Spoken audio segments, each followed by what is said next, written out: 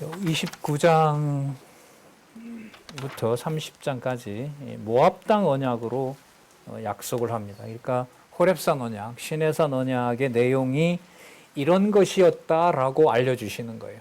그러니까 조금 전에 나왔던 이제 26장 같은 말씀은 레위기서에는 그런 말씀이 없어요.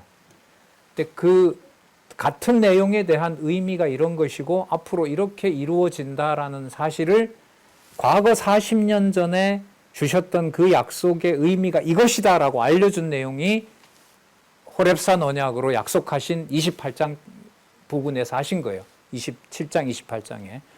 그리고 그와 같은 맥락에서 29장, 30장에 지금 가나안 땅을 눈앞에 둔 모압 땅에서 그 언약의 의도가 무엇인지 알려주셨기 때문에, 그 목적이 무엇인지 알려주셨기 때문에 29장, 30장에서 아까 얘기했던 복과 저주 내용을 다시 일치시키는 거예요. 그러니까 뭐가 더 명확해지는 거죠? 반드시 여호와께서 주시는 가나안 땅에 들어가면 이 복과 저주가 반드시 뭐 한다? 반드시 이루어진다. 내가 그리고 반드시 이루겠다. 이 땅도 내가 정복할 것이고 이것도 내가 반드시 이루어서 내가 거룩한 것처럼 너희들도 어떻게 한다? 거룩한 백성, 성민이 되게 하겠다. 그 핵심은 조금 전에 보셨던 것처럼 나가서 저주받든 안에서 굶어 죽든 처참한 일이 일어나든 누구의 이름이 훼손될 수는 없다. 여호와의 이름은 훼손될 수가 없다. 그게 핵심이었던 거죠. 자, 29장 1절에서부터 9절 보면 모압 땅까지 인도하신 여호와를 순종하라고 명합니다. 이 첫 구절 한번 보시기 바랍니다. 호렙에서 이스라엘 자손과 세우신 언약 외에 이렇게 나오죠. 그럼 어떤 내용에도 첨가된다는 거죠? 호렙산, 그러니까 시내산 언약 외에 이제 더 완성하겠다는 말씀인 거죠. 여호와께서 모세에게 명하사 모압 땅에서 또 그들과 세우신 언약의 말씀이 이러하니라. 그럼 조금 전에 27장 28절 내용이 얼마나 중요한지 아시겠죠? 이게 만약에 연속성을 안 만들어주면 새로운 법이 되는 거예요. 그러니까 이걸 따로 연구하자는 말이 맞는 거죠. 이건 40년 전에 만든 거니까. 그렇게 할 수 없는 게 아까 27장, 28장에서 복과 저주로 마무리하고 다시 모압 땅에서 복과 저주로 다시 만들면서 여호와의 이름을 드러내시겠다는 약속을 해주시고 있는 거예요. 이게 그러니까 신명기서가 그 출애굽기 19장에서부터 연결된 이 구조 속에서 자손 언약 이루시고 난 다음에 시내산 언약 세우립하죠. 땅 언약 일부 이루시고 성취하시기 전에 가나안 땅 주시기 전에 호렙산 언약을 재교육하시면서 모압 땅 언약을 수립하시는 거죠. 이 구조도 너무너무 중요합니다. 여호와께서 모세에게 명하사 모압 땅에서 또 그들과 세우신 언약의 말씀이 이러하니라. 모세가 온 이스라엘을 소집하고 그들에게 이르되 여호와께서 애굽 땅에서 너희 목전에 바로와 그 모든 신하와 그 온 땅에 행하신 모든 일을 너희가 보았나니 3절 곧 큰 시험과 이적과 큰 기사를 내가 목도하였느니라. 4절 그러나 깨닫는 마음과 보는 눈과 듣는 귀는 오늘날까지 너희 여호와께서 너희에게 주지 아니하셨다. 보고 듣는 것하고요 깨달음을 주시는 것하고는 다릅니다. 예? 왜 못 깨닫게 하시냐 하면요, 못 깨달아야 저주 언약이 이루어지거든요. 그런데 재밌는 게 저주에 대한 언약이 이루어져도 누구 이름이 사라지진 않게 해요. 여호와 이름이 사라지지 않게 하신다는 거예요. 예. 오늘날 여호와께서 너희에게 주지 아니하셨느니라. 맥락으로 보면은요, 아직 법을 다 완성하지 않았으니까 뭐가 진인지를 아직 모르는 거죠. 그러니까 어디에서 완성을 하셔야 돼요? 모압 땅에서 언약을 확정을 하셔야 돼요. 완결을 하셔야 되는 거예요. 자, 5절 한번 보시면요. 주께서 40년 동안 너희를 인도하여 광야를 통행케 하였거니와 너의 몸에 옷이 낡지 않았고 너의 발에 신이 헤어지지 아니하였으며 한 켤레 가지고 40년 신어요? 너희로 떡도 먹지 못하며 포도주나 독주를 마시지 못하게 하셨으면, 여러분 신명기 14장 26절에 보면은요 독주를 마시며 즐기라고 했습니다. 그런데 지금 이 말씀에 의하면 이걸 아직까지 이루셨어요? 안 이루셨어요? 이루지 않았어요. 뭐 하지 않은 것처럼 법의 의도가 어떤 것인지 명확하게 깨닫지 않게 하신 것처럼 이것도 아직 이루지 않았어요. 들어가서 이제 이룰 거거든요. 포도주나 독주를 마시지 못하게 하셨으면 주는 너희 하나님 여호와이신 줄 알게 하려 함이니라. 주는, 자, 이걸 모두 주관해 가시는 통치자인 바로 그 주는, 여기 이 개념이 다 나오는데 아도나이, 엘로힘, 여호와, 야훼가 여기 다 나와요. 이 세 이름이 여기 다 나오는 거예요. 자, 주는 너희 하나님, 전능하신 자, 언약대로 이루시는 여호와이신 줄을 알게 하려 함이니라. 그럼 왜 독주를 아직 안 마셨어요? 라고 물으면은 그거 여기서 약속은 있었지만 법이 완성된 다음에 어디 가서 가나안 땅에 들어가서 그 법을 먹게 할 거다. 그 법을 이룰 것이다. 그래서 거기서 독주를 마시는데 하나님을 잊게 해서 저주도 동시에 생긴다. 이게 이제 동시에 얘기가 돼야 돼요. 그러니까 지금 이후로는 듣기 좋은 복만 얘기하면 될까요? 안 될까요? 안 되는 거예요. 그럼 말씀을 왜곡하는 일이 벌어져요. 그리고 이후 일어날 일은 복과 저주가 동시에 일어나야 돼요. 그게 어디에서 이루어지냐 하면 여호수아서에 가서 보면 모든 지파가 땅을 다 정복합니까? 못합니까? 땅을 정복한 것은 땅 언약이 이루어진 거예요. 하지만 진멸하라고 했던 약속은 성취해요? 못해요? 못해요. 그럼 이건 뭐의 씨앗이 되죠? 진노와 저주의 씨앗이 되는 거예요. 그러니까 뭐가 같이 붙어 있어요? 복과 저주가 같이 붙어 있는 거예요. 그러니까 영적으로 말하면 신령한 자녀로 보면 어느 누구도 못 건드려요. 그리스도 안에서 창세전에 받은 신령한 복을 가진 하나님의 자녀를 누가 기소를 하고 누가 책망을 할 수 있어요? 로마서는 이건 철저히 이건 엄금시키는 거예요. 어느 누구에 대해서 이방인이든 유대인이든 그 안에 성령이 거하시는 그 하나님의 백성에 대해서는 어느 누구도 천사도 사망도 생명도 위협도 어떤 것도 의로운 백성임을 부정할 수 없게 해놨다는 거잖아요. 칭의의 복음이라는 게. 하지만 그런 자에게 주신 그 복을 하나님께서 진리의 말씀으로 양육하지 않으면 로마서 7장 25절에 있는 대로 오라 죽을 지경이다. 이 언약을 해주시는 것과 깨닫게 해서 여호와를 경외하는 것의 차이는 어마어마하게 멉니다. 하지만 여호와의 이름이 보존되고 여호와의 성민으로 보존하시는 일은 나라가 망하더라도 그 이름은 훼손되지 않게 하신다. 이게 가까이 있어요. 가까이. 여러분, 요 가까이 있는 게 모형에서 실체를 바꿔나가는 구체적인 성취가 선지서입니다. 그래서 신명기서에 바탕을 두지 않으면 선지서는 해석하기가 어렵습니다. 너희가 이곳에 올 때에 헤스본 왕 시온과 바산 왕 옥이 우리와 싸우러 나왔으므로 우리가 그들을 치고 그 땅을 취하였으며 르우벤과 갓과 므낫세 반지파에게 기업으로 주었나니 그런즉 너희는 이 언약의 말씀을 지켜 행하라. 왜냐하면 너희의 하는 모든 일이 형통하기 때문에 그렇다. 그럼 여기 형통은 무엇과 무엇을 포함한 형통? 꼭 여러분이 중요합니다. 신명기서의 복과 저주 언약이 여호와를 기억하는 데는 동등한 거예요. 그리고 섞여 있어요. 복받은 그 자리가 동시에 뭐 받은 자리가 돼요? 여호와를 잊어버리고 온몸에 복받은 것을 만끽하면서 점점 여호와가 들어올 자리가 사라지는, 그래서 맞아야 되는, 징계를 받아야 되는 일이 일어나는 게 그게 바로 사사기서예요. 사사기서의 사이클이 땅에 들어왔어요. 그렇죠? 여호와를 찬양해요. 근데 남겨놨어요. 남겨놓은 자들이 괴롭힙니다. 18년, 20년, 30년 괴롭혀요. 그러면 하나님 우리 이름 끝이 납니다라고 하면 사사를 보내줘요. 사사가 와서 구원해 줍니다. 사사가 통치할 때 여호와를 섬겨요. 사사가 죽으면 다시 이방 백성들과 통혼하고 이방을 섬겨요. 그러면 하나님이 또 쳐요. 치면 죽겠다고 해요. 그렇게 해서 이게 400년 동안 뱅글뱅글 도는 거죠. 자, 이 구조가 그러니까 누구 이름을 보존해가는 주권적인 섭리예요. 여호와께서 해가시는, 그게 사사기서고, 그게 룻기, 사무엘상하, 열왕기부터 시작되는 국가에도 똑같은 일이 벌어져요. 그 법이 바로 신명기서에서 완성하는 복과 저주의 선언이라고 보시면 돼요. 이게 그리스도를 통하여 그리스도는 저주받을 몸이 아니지만 이 모든 약속을 육의 몸에서는 모든 게 집행이 돼야 돼요. 그걸 그리스도가 십자가에서 아버지의 요구를 전부 만족스러운 제사를 단번에 이걸 어디에서 다루죠? 신명기서에서 다루죠. 근데 그 제사를 땅에서 드리는 그런 제사가 아니라 어디에 있는 제사로 바꿔버려요? 하늘에 있는 지성소 제사라는 거예요. 그러니까 하늘에 있는 지성소라는 말은 이 땅에 있는 제사 행위에다가 기준으로 평가를 할 수 있다 없다? 할 수 없다는 거예요. 할 수 없다는 거예요. 예. 자, 그래도 그렇지 아들을 이 말을 할 수 없게 만들어요.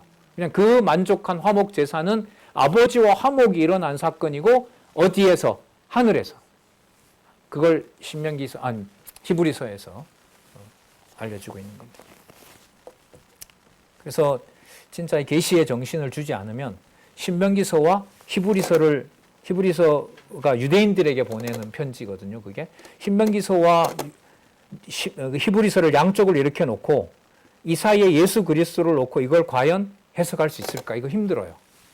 예, 보통 어려운 게 아니에요. 예, 또 말씀드렸지만 그리고 개혁주의 신학자들이 로마 교황이 구원하는 것이 아니라 우리가 믿음으로 구원받는다라는 사실을 깨닫고 히브리서에 전부 꽂혀서 저도 한지를 샀는데 제가 가지고 있는 히브리서가 지금 권당 한 700페이지 돼요. 히브리서 주석이 2000페이지가 넘어요. 뭐 때문에? 로마 카톨릭에 의해서 구원론이 너무나 훼손됐기 때문에 하늘에 있는 그리스도의 지성소의 제사가 우리를 구원했다라는 그 구원론 교리 때문에 그걸 이제 그 히브리서에 맞추어서 대부분의 모든 개혁 신학자들이 거기를 붙잡는 거예요. 거기에 붙잡다 보니까 성경 전체의 진리는 들어오질 않는 거죠. 그걸 하나님이 전 섭리하셨다고 보는 거죠. 그게 구속자 중심의 터전이 거기서 놓이는 거고 그 한계가 드러나게 됩니다. 점점 그 이후로. 자, 그건 다음에 신학안을 통해서 제가 확인하고 알려드리도록 할게요. 그런즉 너희는 이 언약의 말씀을 지켜 행하라. 왜냐하면 너희 하는 모든 일이 뭐하기 때문에? 형통하기 때문에. 여호와의 이름을 부르는데 부족함이 없게 되기 때문에. 10절에서부터 13절 여호와 앞에 선 것은 친백성을 삼기 함이라. 여기 나오네요. 그러니까 저주를 선언하면서도 너희들 누구 백성이다? 내 백성이고 내가 네 입에서 여호와의 이름을 떠나지 않게 하겠다. 자, 오늘날 너로 너희 두령과 너희 지파와 너희 장로들과 너희 유사와 이스라엘 모든 남자와 너희 유아들과 너희 아내와 및 네 진중에 있는 객과 물은 너를 위하여 나무를 패는 자로부터 물 깃는 자까지 다 너희 하나님 여호와 앞에 선 것은 자 12절 13절 같이 읽어보겠습니다. 시작. 너희 하나님 여호와의 언약에 참여하여 또 너희 하나님 여호와께서 오늘날 네게 향하여 하시는 맹세에 참여하여 여호와께서 이왕에 네게 말씀하신 대로 내 열조 아브라함과 이삭과 야곱에게 맹세하신 대로 오늘날 너를 세워 자기 백성을 삼으시고 자기는 친히 내 하나님이 되시려 함이니라. 이 되다라는 말이 되게 중요하죠. 물이 포도주가 되다라고 했을 때 그 되다는 어디에 있는 차원이 어디에 있는 차원으로 바뀌는 거죠? 땅에 속한 게 하늘에 있는 차원으로. 육의 몸으로 멸망해서 저주로 끝이 난 줄 아는데 끝이 났다고 말할 수 없게 되는 겁니다. 누구의 이름으로 인하여? 여호와 하나님의 이름을 인하여. 누구도요? 여기에 물 깃는 자까지. 누구 이른바 구원이 들어오는 거죠? 이방인 구원이 이 속에 들어오는 거고 이걸 구체화시킨 내용이 이사야부터 말라기까지 나타난 두 구도. 모형 끝내고 실체로 시작을 하시는데 거기에 자손 언약을 이루실 때는 남은 자 속에 이방도 함께한다. 자.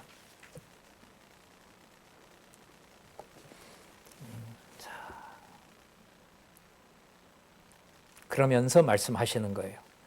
자, 13절에 아까 읽었었죠. 오늘날 너를 세워 자기 백성을 삼으시고 자기는 치는 내 하나님이 되려 한다고 했으니까 앞으로 어떠한 일이 일어나더라도 모든 복과 저주는 누구 이름을 보존하는 데다 맞출까요? 그렇죠. 요걸 이루시기 위해서 14절부터 21절이 있는 거예요. 일단은 다른 신을 섬기며 강팍한 자에게 임할 저주를 예고합니다.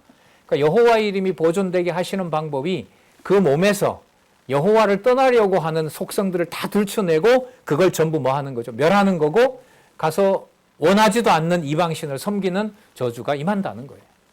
그게 우리의 육신의 삶이죠. 사단처럼 진리의 말씀을 예수를 유혹하기 위해서, 그리스도의 교회의 머리가 되기 위해서, 내가 어떤 가정교회의 주인이 되기 위해서 말씀을 떠올리면서 악용하고 말하면서 악용하고 놔두면 그 과정으로 신령하게 성취가 되고, 그것은 복과 저주처럼 하나님의 말씀의 운동력이 뭐 하신다? 심판하고 계신다. 내가 이 언약과 맹세를 너희에게만 세우는 것이 아니라 오늘날 너희 하나님 여호와 앞에서 우리와 함께 여기 선자와 오늘날 우리와 함께 여기 있지 아니한 자에게까지, 그러니까 미래 언약도 포함하고 이스라엘 역사의 예언이 되기도 하는 거죠. 우리가 애굽 땅에서 어떻게 거하였었는지, 너희가 여러 나라를 어떻게 통과하여 왔는지 너희가 알며, 너희가 또 그들 중에 있는 가정한 것과 목석과 은금 우상을 보았느니라. 너희 중에 남자나 여자나 가족이나 지파나 오늘날 그 마음이 우리 하나님 여호와를 떠나서 그 모든 민족의 신들에게 가서 섬길까 염려하며, 자, 여기서 번역들은 대부분 자릅니다. 섬길까 염려한다. 그러니까 섬겨선 안 된다. 자, 독초와 쑥의 뿌리가 너희 중에 생겨서, 자, 그런 대로 연결하면 되겠죠. 그런데 염려하라는 거예요. 어떻게 보면. 왜냐하면 독초와 쑥의 뿌리가 너희 중에 생겨서 이 저주의 말을 듣고도 심중에 스스로 위로하여 이르기를, 내가 내 마음을 강팍해 해서 젖은 것과 마른 것을 멸할지라도, 그리고 여호와께서 젖은 것과 마른 것, 그 우상 섬기던 것, 이런 것들 전부 멸하고 우리도 멸한다 하더라도 뭐 하리라? 평안하리라 할까 염려함이라. 이것까지도 예언이 되어 있어요. 이거 뭐 이번에 바벨론 오면 애굽에 있는 친척한테 전보 치지 뭐. 갈대배를 만들어, 이 성경에 나오죠. 갈대배를 만들어서 예루살렘에 탁 대면 그것 타고 빨리 애굽으로 도망가면 되지 뭐. 그러니까 바벨론이 와도 뭐 할 수 있다? 도망갈 방법이 있다. 심중에 스스로 위로해서. 그게 마음이 강팍하게 된 거라고 얘기를 하잖아요. 젖은 것과 마른 것을 멸할지라도 나는 평안하리라. 그리고 딱 배수진을 치는 건 뭐죠? 어쨌든 우리 여호와 자녀 아니야? 뭐 하겠어? 그러한 발상 자체가 뭐라고 얘기를 합니까? 마음을 강팍하게 한 것이고, 독초와 쑥이 그 뿌리가 된다. 악한 마음이 그 속에 있다. 여호와는 이런 자를 사하지 아니하실 뿐 아니라 여호와의 분노와 질투의 불로 그의 위에 붙게 하시며 또 이 책에 기록된 모든 저주로 그에게 다하실 것이라. 그러면 기록한 목적이 저주가 반드시 임하는다는 거죠. 기록한 대로. 그때 여호와를 알게 되리라.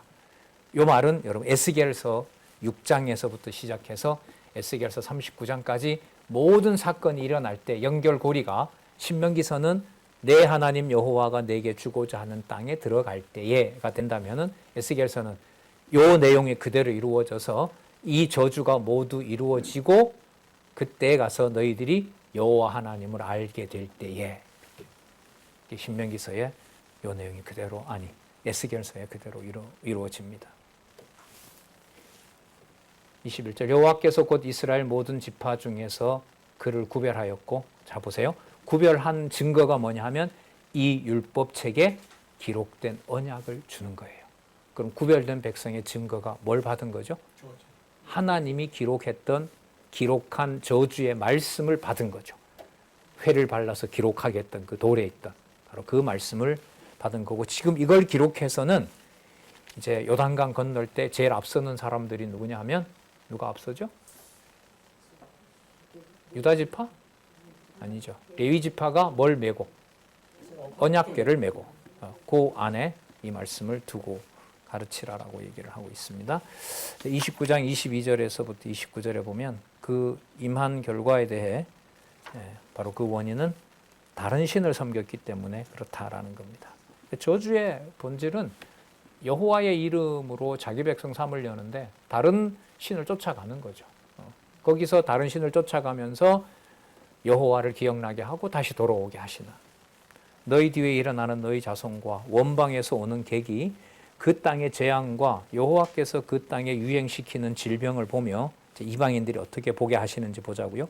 그 온 땅이 유황이 되며 소금이 되며 또 불에 타서 심지도 못하며 결실함도 없으며 거기 아무 풀도 나지 아니함이 옛적에 여호와께서 진노와 분한으로 회멸하신 소돔과 고모라와 아드마와 스보임의 무너진 같음을 보고 말할 것이요. 그러니까 예루살렘이 무슨 성이 됐다고요? 네, 소돔과 고모라로 만들어 버린다는 거죠. 레위기서 26장에는 이 상황을 어떻게 말했습니까? 땅이 뭐 한다? 땅이 안식한다. 땅이 안식한다. 뭐 하던 것들이 다 없어졌으니까. 네, 여호와를 거역하던 것들이 다 없어졌으니까 땅이 안식하는 것이다. 이렇게 레위기서에서 얘기하고 있죠. 25절 그때 사람이 대답하기를 그 무리가 자기의 조상의 하나님 여호와께서 그 조상을 애굽에서 인도하여 내실 때에 더불어 세우신 언약을 버리고 가서 자기들이 알지도 못하고 여호와께서 그들에게 주시지도 아니한 다른 신들을 섬겨 그에게 절한 까닭이라. 자, 그러면 이 이방인들 입에서도 누가 언약한 대로 이루는 분이구나. 여호와라는 그 신이 언약한 대로 그 일을 자기 민족에게 이루시는 바로 그 여호와구나. 그런 이방인들의 입에서 나오는 여호와 이름을 이스라엘 백성들이 비참하게 멸망해 가면서 누구 이름을 또 듣게 돼요? 여호와 이름을 듣는 거죠. 이게 성민된 증거라는 거죠. 27절 이러므로 여호와께서 이 땅을 향하여 진노하사 이 책에 기록된 모든 저주대로. 그럼 저주는 우연히 일어나는 것이 아니라 이미 뭐한 대로? 정해진 대로. 예. 재앙을 내리시고 여호와께서 또 진노와 분노와 경노하심으로 크게 동안한다는 경노한다는 거죠. 그들을 이 땅에서 뽑아내사 다른 나라에 던져 보내심이 오늘날과 같아 하리라. 성취되어서 이렇게 되었구나 이런 말인 겁니다. 자, 그다음 보시면은요. 정리를 합니다. 이게 전부 하나님의 정하신 뜻이고 드러난 계시 사건이라는 말씀인데 오묘한 일은 숨겨서 알 수 없는 오묘한 하나님의 섭리는 이런 뜻이에요. 자, 숨기고 감추어진 오묘한 일은 누구에게 속하였다? 오직 하나님 여호와께 속하였거니와. 이 말은 하나님이 왜 이런 것을 섭리하고 뭐하고 하는지 그 깊으신 하나님의 섭리를 인간이 알 수 있다 없다? 없다. 다만 알 수 있는 것은 우리 눈에 보여주는 것. 그것도 자기 백성들에게 그 백성이 아니라고 하는 저주가 임할 때 바로 그 사건을 통해서 여호와를 알게 하시는 그런 분이라는 겁니다. 그래서 숨기고 감추어진 오묘한 일들은 비밀스러운 일은 오직 우리 하나님께 속하여서 우리가 알 수 없지만 자, 뭐한 일들은 나타난 일은 이게 여러분 계시예요. 덮개를 벗긴다 이런 뜻이거든요. 나타난 일을 어디에 기록해요?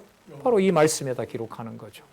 그 말씀은 영구히 다른 민족이 아닌 누구와 우리와 우리 자손에게 속하였다. 그러면 이 말씀이 얼마나 중요해요. 그러면 지금 기록된 말씀이 하나님의 말씀으로 완성됐다는 말은 어디에 숨겨진 오묘한 일을 알려주는 거죠? 하늘에 있는 오묘한. 그래서 제가 출생의 비밀이라고 하잖아요.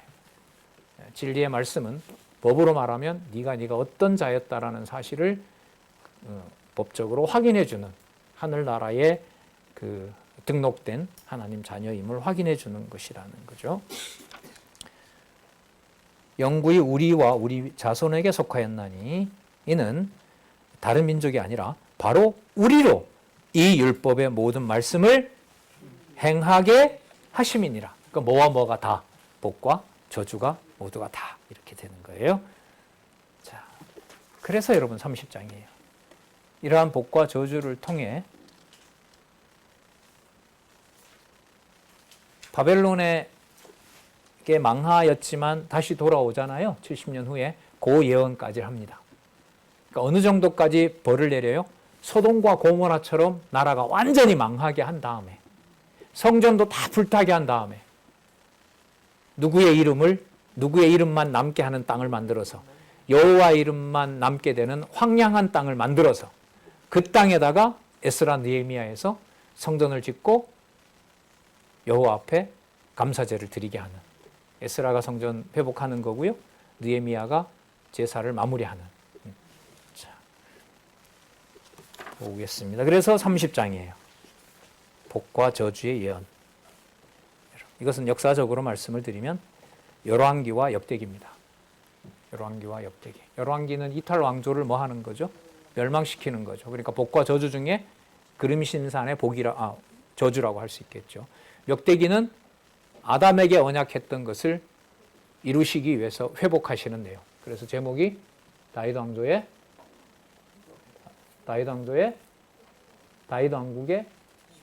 존속 나오죠. 다윗 왕국의 존속하기 위해서 다윗 왕국을 다시 수립하고 보호하시는 내용으로. 자, 그럼 볼게요. 자, 이제는 조금 전에 우리가 확인했어요. 복과 저주가 멀리 있다, 같이 있다. 자, 같이 있으면서 여호와가 계시된다. 30장 1절을 보세요. 이게 여기 나오잖아요. 이제 내가 내게 진술한 모든 복과 동시에 뭐가? 저주가 내게 임함으로. 이제 똑같아졌어요. 이제. 네. 복과 저주가 모두 여호와 하나님의 이름을 드러내시는 사건이 된다는 겁니다. 내가 내 하나님 여호와께 쫓겨간 모든 나라 가운데서 이 일이 마음에 기억이 나거든. 기억난다는 약속이잖아요. 예. 너와 내 자손이 내 하나님 여호와께로 돌아와 내가 오늘날 내게 명한 것을 온전히 따라서 마음을 다하고 성품을 다하여 여호와의 말씀을 순종하게 될 것이다. 이렇게 끊어야 돼요. 여기서는. 순종하면이 아니야. 순종하게 될 것이다. 이게 접속사가 그냥 단순히 연결되어 있어요. 순종하리라. 자, 그리고 정도면 됩니다. 그리고 내 하나님 여호와께서 마음을 돌이키시고 너를 긍휼히 여기사 내 포로를 돌리시되 내 하나님 여호와께서 너를 흩으신 그 모든 백성 중에서 너를 모으시리니 너의 쫓겨간 자들이 하늘가에 있을지라도 내 하나님 여호와께서 거기서 너를 모으실 것이며 거기서 너를 이끄실 것이다. 그래서 여러분 여기 1절에서부터 4절은요. 요 구조가 바로 선지서 구조입니다. 때리시지만 반드시 싸맨다. 뽑지만 반드시 심는다. 하늘가에까지 흩어놓지만 반드시 모은다. 나라가 패망해도 반드시 돌아오게 한다. 그래서 성전도 짓고 나라도 건축하게 한다. 중건하게 한다. 그게 여러분 1절에서부터 4절까지 말씀이 선지서 전체의 근거라고 보시면 됩니다. 언약이죠. 내 하나님 여호와께서 너를 내 열조가 얻은 땅으로 돌아오게 하사 너로 다시 그것을 얻게 하실 것이며 여호와께서 또 내게 선을 행하사 너로 내 열조보다 뭐한다? 더 번성하게 할 것이. 왜? 누구도 참가하니까. 돌아올 때 이방인이 돌아오거든요. 이방 족속들이 돌아와요. 다는 아니에요. 애굽의 일부도 돌아오고 모압과 암몬은 안 돼요. 그 다음에 에돔 일부가 돌아오고 이렇게 돌아오게 됩니다. 성전에 노역했던 종들도 다시 돌아오고 찬양대도 돌아오고 이렇게 해서 돌아오게 합니다. 목적은 6절 내 하나님 여호와께서 내 마음과 내 자손의 어디에 할례를 베푼다? 마음의 할례. 그러니까 육신으로는 된다 안 된다? 안 돼서 망했고 끌려갔잖아요. 그러니까 혈통을 낳는 이 백성으로는 하나님의 이름을 유지하기가 어려워요? 불가능해요? 가능해요. 고쳐 쓸 수가 없는 거예요. 그럼 어떻게 하실 건데요? 어떻게 하실 건데요? 라고 했을 때 답이 여러분 어디에 있냐면 이사야 7장에 가서 보라 처녀가 잉타의 아들을 낳는다. 그러니까 낳기는 낳는데 누가 낳지 않는다? 아브라함의 혈통으로 낳지 않는다는 거예요. 그러면서 그 아버지가 이제는 누가 되겠다? 내가 아버지가 되겠다. 그게 여러분 선지서 구조입니다. 모형을 끝내고 실체로 완성한다. 마음의 할례를 베푸사 너로 마음을 다하며 성품을 다하여 내 하나님 여호와를 사랑하게 하신다는 거죠. 너로 생명을 얻게 하실 것이며 내 하나님 여호와께서 내 대적과 너를 미워하고 핍박하던 자에게 이 모든 저주로 임하게 한다. 갚아준다는 거죠. 자, 8절 너는 돌아와 다시 여호와의 말씀을 순종하고 에스라 느헤미야죠. 내가 오늘날 네게 명한 그 모든 명령을 행할 것이라. 내가 내 하나님 여호와의 말씀을 순종하여 이 율법책에 기록된 그 명령과 규례를 지키고 내 마음을 다하며 성품을 다하여 여호와 너희 하나님께 돌아오고, 이렇게 됩니다. 면이 아니고 고라고 쓰시면 돼요. 돌아오고 내 하나님 여호와께서 내 손으로 하는 모든 일과 내 몸의 소생과 내 육축의 새끼와 내 토지 소산을 많게 하시고 내게 복을 주시되 곧 여호와께서 내 열조를 기뻐하신 것과 같이 너를 다시 기뻐하사 내게 뭘 준다? 자, 그럼 돌아왔을 때 이 복은 저주를 통해서, 육의 몸을 통해서 이루고자 했던 것을 전부 뭐 한 거죠? 멸하고 새로운 언약을 시작하는 일이 되는 거죠. 그러니까 할례도 어디에 행해야 돼요? 어디에? 마음에. 그러니까 본바탕부터 바꿔야지 아브라함의 피를 받았다고 해서 백성이 될 수 없다는 것을 보여줬기 때문에 그것으로 유지할 수가 없는 거예요. 예. 그래서 내게 복을 주시되 곧 여호와께서 내 열조를 기뻐하신 것 같이 너를 다시 기뻐하사 내게 복을 주시리라. 이때 복은 마음에서부터 여호와 하나님을 온전히 섬기고 누가 기회다가 되고 공부해라 이런 말도 하지 않을 정도로 그 마음에 하나님의 백성임을 확증해 주는, 그래서 여호와의 자녀가 되도록 그렇게 하신다. 그게 바로 이 의미라고 할 수가 있습니다. 그런데 이런 말씀도 덧붙여 주세요. 읽으면서 말씀을 드릴게요. 요약에 나와 있네요. 30장 11절에서부터 14절에 보시면은 명령한 말씀은 어렵거나 먼 데 있는 게 아니고 심히 가깝다. 앞부분하고 연결을 시키면 할례를 이제 어디에다 행하니까? 마음에 행해버리니까. 본 바탕에다가 행했기 때문에 그 말씀이 멀리 있는 것이 아니라 어디 안에? 네 마음 안에 들어와 있다. 이게 장차 무너진 다음에 세울 바로 예루살렘. 그게 여러분 실체적으로 말하면 하나님의 나라, 바로 교회라고 할 수 있겠죠. 자, 그래서 내가 오늘날 네게 명한 이 명령은 네게 어려운 것도 아니고 먼 것도 아니라 하늘에 있는 것이 아니니 내가 이르기를 누가 우리를 위하여 하늘에 올라가서 그 명령을 우리에게 가지고 와서 우리에게 들려 행할고 할 것이 아니오. 그러니까 모세도 필요 없게 한다는 거예요. 모세를 통해서 기록한, 또 그 돌에다가 기록한 그 말씀이 이젠 어디에? 마음에 가까이 있게 하시겠다는 말씀이죠. 이것이 바다 밖에 있는 것이 아니라 내가 이르기를 누가 우리를 위하여 바다를 건너가서 그 명령을 우리에게 가지고 와서 우리에게 들려 행하게 할고 할 것이 아니라. 자, 아니라. 14절 같이 읽어보겠습니다. 시작.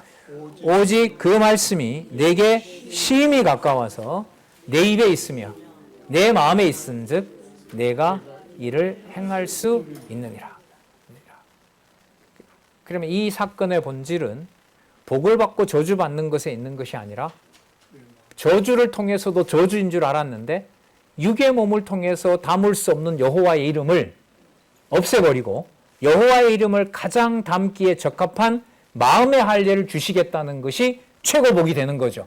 그러니까 누구 이름만 마음에 여호와 이름만 있으면 되는 거죠. 그러면 온 세상을 통치하는 거예요.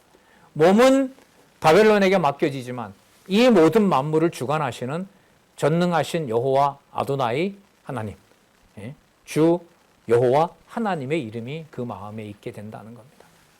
그게 목적임을 알 수가 있습니다. 자, 그러면 에발산과 그린심산의 복과 저주라고 하는 것은 뗄 수가 있을까요? 없을까요? 없어요. 이 일이 이루어지려면 뭐가 끝이 나야 돼요? 육적 아브라함은 끝이 나야 돼요. 그럼 끝이 나는 게 나쁜 게 아니고 좋은 일이에요. 좋은 일이죠. 반드시 일어나야 될 일이에요. 그러나 그 일을 사람이 감당하면서 여호와를 부를 수는 없어요. 이 법이 눈앞에 있어도 깨달을 수 없고 따를 수 없다면은 그냥 그걸로 끝나는 거죠. 근데 남은 자는 절대로 그렇게 하지 않겠다는 약속이 들어있는 겁니다. 자, 30장 15절에서부터 20절. 보라, 내가, 자, 여기서 이제 여호와께서 하신다는 얘기를 하십니다. 내가 오늘날 생명과 복, 그리고 사망과 화를 내 앞에 두었나니, 누가요? 내가. 곧 내가 오늘날 너를 명하여 내 하나님 여호와를 사랑하고 그 모든 길로 행하며 그 명령과 규례와 법도를 지키라 하는 것이라. 자, 그리하면 보다 그래서입니다. 그래서 내가 생존하며 번성할 것이요 내 하나님 여호와께서 내가 가서 얻을 땅에서 내게 복을 주실 것임이니라. 자, 누가 복을 주신다? 복 속에 그러면 뭐가 들어가요? 예? 생명과 복, 그 다음에 사망과 화. 여러분 여기서 이 구조를 꼭 잡으셔야 돼요. 여호와 이름만 마음의 할례로 담아주시는 복이 있고요. 그 복을 복되게 하기 위해서 뭐가 있어요? 생명과 사망, 그리고 복과 화가 있는 거예요. 아셨어요? 그리고 복과 화, 생명과 복, 사망과 화. 다시 말해서 생명과 사망은 물리적으로 분리가 돼요? 같이 있어요? 같이 있어요. 그러면 그 같이 혼동되어 있는 것을 여호와 이름을 부르게 하시기 위해서 복을 가지고 복으로 받았다는 것을 뭐로 바꿔서? 화로 바꾸어서 기대했던 복을 자기 중심에서 빼버리고 누구 중심의 복으로 바꿔버려요? 여호와 중심의 복으로 바꾸어요. 그 복이 주 여호와 하나님의 이름인 거예요. 이걸 하나님의 말씀이 요한계시록 22장 18절 19절에 이거 빼고 적당한 것만 넣어갔으면 생명책에서 널 빼버린다. 첨가해서 왜곡시키면 하나님의 저주가 너에게 임한다. 저주를 임하게 할 것이다. 그렇게 성경이 끝이 납니다. 그래서 저는 이 신명기서를 보면서 그 요한계시록 22장 18절 19절 말씀이 이미 여기서 예고가 되었구나. 이렇게 완결이 되는 거구나.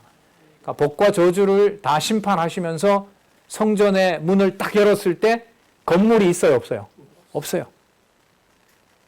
어린 양마저도 없어요. 전부 다 여호와의 이름으로 꽉 찬, 영광으로 꽉 차 있는다고 얘기를 했죠. 그럼 누구 이름이 꽉 차는 거죠? 여호와의 이름이 꽉 차는 것으로 성경 계시기록 영원한 새하늘과 새 땅이 계시된다는 겁니다. 자, 17절. 그러나 내가 마음을 돌이켜 듣지 않고 유혹을 받아서 다른 신들에게 절하고 그를 섬길 때에는 내가 오늘날 너희에게 선언하노니 너희가 반드시 망할 것이라. 너희가 요단을 건너가서 얻을 땅에서 너희 날이 장구치 못할 것이니라. 더 이상 그럼 이렇게 되면 이 저주는 이제 더 이상 저주다라고 말을 할 수가 없는 거죠. 이 저주가 무슨 과정이니까? 아까 16절에 나오는 대로 내가 가서 얻을 땅에서 내게 복 주실 것의 과정이니까. 그 궁극적인 복은 누구의 이름? 주 하나님 여호와, 아도나이 엘로힘 야훼. 이 세 신의 이름이 전부 이루어지는 과정이 바로 이 과정이기 때문에. 그러니까 그리스도께서 당하는 모든 고통을 화목제물로 받으면서 아버지께 이게 부당하다라고 말을 할 수가 있을까요, 없을까요? 없는 거죠. 그러니까 그 약속이 이미 신명기서에 약속되어 있는 거예요. 그리스도가 이걸 모를 리가 없고요. 그리스도는 그 모든 게 자기에게 쏟아질 때 이걸, 자, 히브리서에 나옵니다. 눈물과 통곡을 하면서 아버지께 순종을 배웠느니라. 이게 바로 영원한 제사로 단번에 드려주신 제사인 겁니다. 그런 면에서 보면은요, 그리스도의 몸된 교회를 육의 몸을 가지고 진리 안에서 지키고자 했던 우리의 신앙의 선배들과 또 이게 함께하고 있는 동력자들에게 일어나는 예상치도 않고 상상할 수도 없는 그야말로 저주와 같은, 저주받은 것과 같은 그 모든 과정들이 누구의 이름을 드러내는, 그리스도가 받는 그 고난에 동참하게 해서, 그 교제에 동참하게 해서 아버지의 자녀임을, 여호와 하나님, 아도나이 여호와 야훼, 엘로힘 야훼, 그 모든 이름이 오직 누구의 이름으로? 그리스도의 이름으로 우리 안에 거하게 하시려는 섭리인 거죠.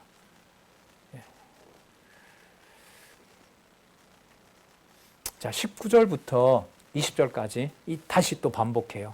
이게 아까 16절에서 얘기했던 복을 주신다라는 내용하고 관계가 있거든요.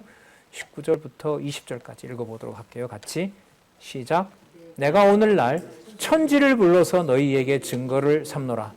내가 생명과 사망, 복과 저주를 내 앞에 두었은즉 너와 내 자손이 살기 위하여 생명을 택하고 내 하나님 여호와를 사랑하고 그 말씀을 순종하며 또 그에게 부종하라.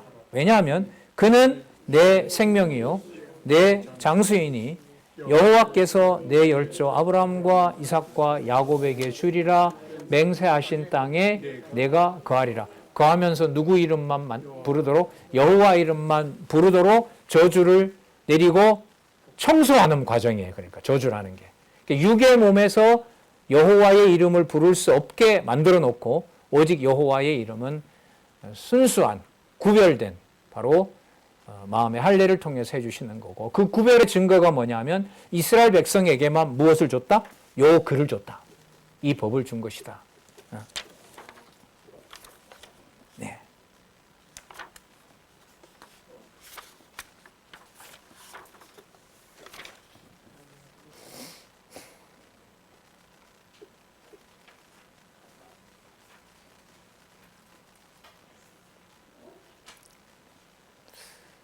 그러면 여러분 다음에 나와야 될 내용이 복과 저주가 이제는 구분한다는 게 별 의미가 없죠. 오히려 역으로 보면 저주가 하루라도 빨리 내려서 온전히 누구의 이름만 부르는 게 좋다는 소원이 생겨요. 여호와 이름을 부르는 소원이 생긴 거죠. 그럼 이 일을 그런데 우리가 할 수가 없어요. 누가 이끌어 가셔야 되죠? 여호와께서 이끌어 가시는 거죠. 그래서 여러분 30장과 32장 내용이 무엇으로 공고해요? 이때 그러면 언약은 무엇을 바탕으로 한 언약일까요? 복과 저주를 반드시 이루시는데, 그럼 이때 언약은 아까 이 구절이 자꾸 중요해지는데 30장 아까 16절에 내가 가서 얻을 땅에서 내게 뭘 준다? 복을 준다.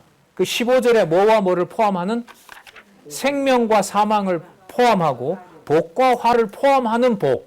그럼 이 복은 누구의 이름이 거하도록 하는 거? 여호와 이름이 거하도록 하는 거. 그럼 이 언약으로 공고한다는 말은 이 복을 누가 이루어 가신다? 여호와께서 이루어 가신다고 하고요. 그럼 육신의 조건을 통해서 낳는 자녀는 이제 진정한 자녀가 될 수 없다는 거죠. 왜? 저주를 통해서 다 드러났으니까. 그럼 이제는 그 자녀를 누가 낳아야 돼요? 여호와가 직접 낳지 않으면 이 저주가 거쳤는데 대안이 없는 거예요. 그래서 하나만 소개를 하면 32장에 가면 이제부터 너희의 아비는 아브라함과 이삭과 야곱이 아니고 내가 너희들의 아버지가 된다는 표현이 나와요. 이것만 보고 여러분들이 다음 주에 하잖아요. 안 하잖아요. 맞죠? 맞죠? 나오시려고요? 저 못 나와요. 저 못 나와요. 그 연결고리를 제가 찾아드릴 테니까 32장 6절을 보시면은요.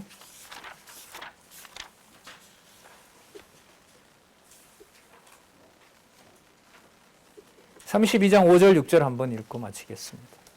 시작. 그들이 여호와를 향하여 악을 행하니 하나님의 자녀가 아니요 흠이 있는 사곡한 종류로다.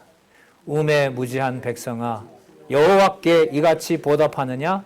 그는 너를 얻으신 너의 아버지가 아니냐? 너를 지으시고 세우셨도다. 그러면 저주가 빨리 내릴수록 좋죠? 왜요? 누구의 자녀가 되는 게 빨리 오니까. 아버지의 자녀가. 그래서 이 결론을 저주가 빨리 임하기를 바랍니다. 누구의 이름을 온전히 부르게 하기 위해서 아도나이, 엘로힘, 야훼만 우리의 아버지임을 깨닫게 하기 위한 겁니다.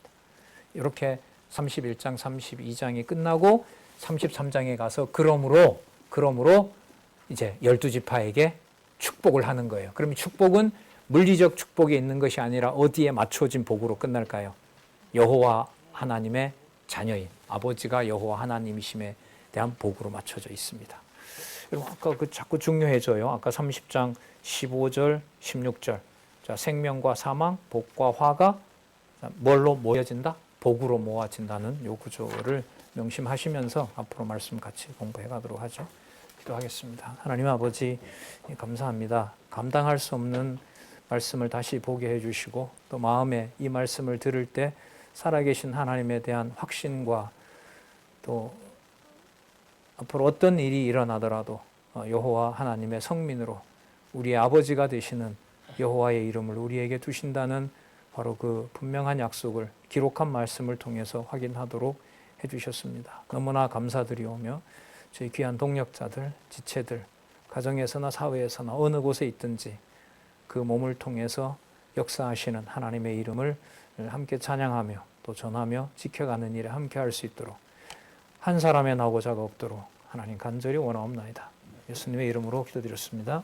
아멘.